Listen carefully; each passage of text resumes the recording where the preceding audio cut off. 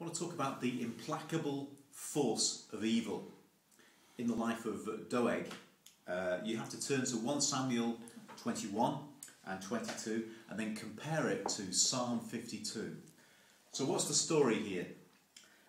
David has he's fled from Saul's jealousy and anger by way of Ahimelech, the high priest, and he sweet-talked Ahimelech out of the holy bread, the priest's bread, a bit like munching communion wafers. He's taken what was sacred, and he's taken as well the sword of Goliath. He's on the run from Saul.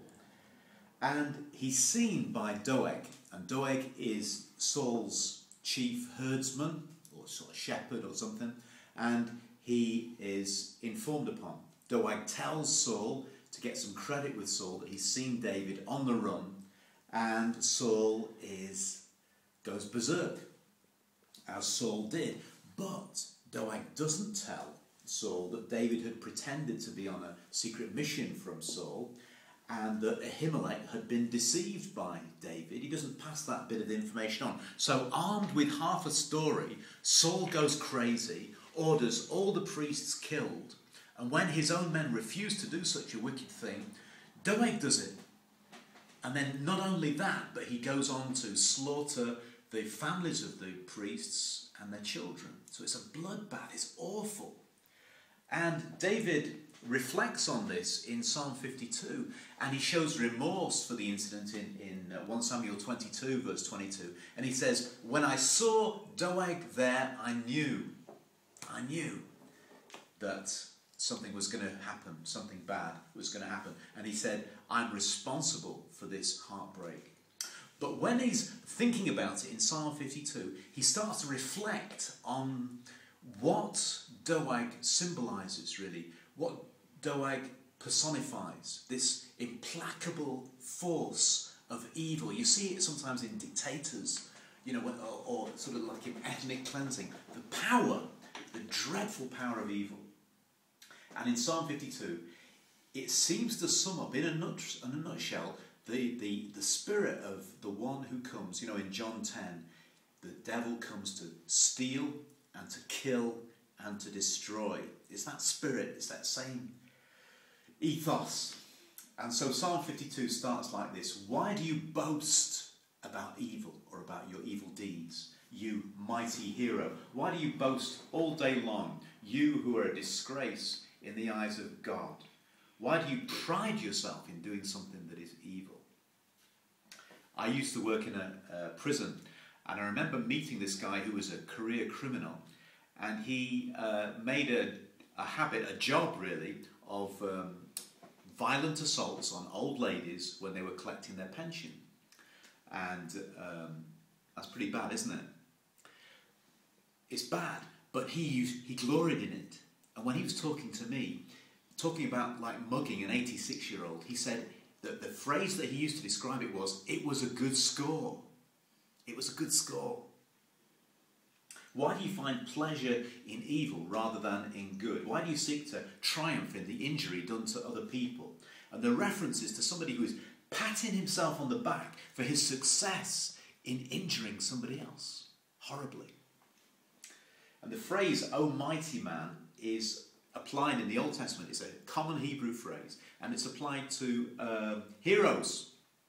And you see it in Isaiah chapter 3, verse 2, and Ezekiel 39, verse 20, and many places. It refers to somebody who is blessed with power and wealth and rank. And so here, it's deeply ironic. It's almost a turnaround. That phrase of Joseph's when he says, "God meant it for good." He's turning it around and saying, "You, the evil one, you meant it for evil. You meant it for evil." And significantly, it's the innocent people who suffer. But the intention of this injury wasn't against Ahimelech and his family. It was against David, right? David, the anointed one. So it is, the word anointed is the word Christos. So it's the spirit of anti-Christos. But there's two thoughts that go parallel right through Psalm 52, and they go parallel in our lives. One is the force of evil, and the other is the power of good.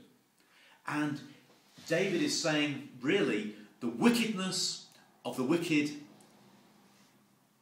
doesn't overwhelm the goodness of the good. Okay? A wicked person cannot stop God's good. That's the message of the cross, isn't it? The cross itself shows the wickedness of wicked people, but it also demonstrates the goodness of the good. And the good cannot be overwhelmed by evil. So just think about that principle of evil. Despite every appearance, David says, I am like a green olive tree. Beautiful image, isn't it? Flourishing in the house of the Lord. The things that have come against me cannot prosper. So examine this principle. If you gloried in the fact that you were rich, if you're rich, I'm glad for you. But if you made a big parade of it, and told me all about it, well, that would be a bit childish, wouldn't it? Right? If you gloried in the fact that you were very, very wise, that would be a bit odd, wouldn't it? But it'd be it's neutral. Your wisdom, your wealth, they're neutral things. But if you gloried in the bad things that you've done, that's a problem. That's sinful. And if you made a sport of it, that's what they're saying about Doeg here. It's not just that you did something wrong, but that you were glorying in it. That's the character, according to Adam Clarke, the character of Antichrist and his followers. 2 Timothy 3:2. Who don't only boast of their merit, their good works, but their riches, their honour and grandeur, saying, I sit as a queen. Revelation 18 verse 7. They're glorying in their wickedness, in shedding the blood of the saints. Okay, and Doeg is boasting of his slaughter of God's people. So there you have it. You have a whole web of deceptions and sins. Saul is spiraling out of control. His fury at David's popularity sent David running for cover. David's a bit of a smooth talker, and so he cons Ahimelech on his way out of trouble. He brings danger into that innocent place. And the servants refuse to do murder, and Doeg, the principle of Antichrist coming against God's servants. It's like a mafia revenge. And David had a sense of that when he saw Doeg there. Now, did you know this?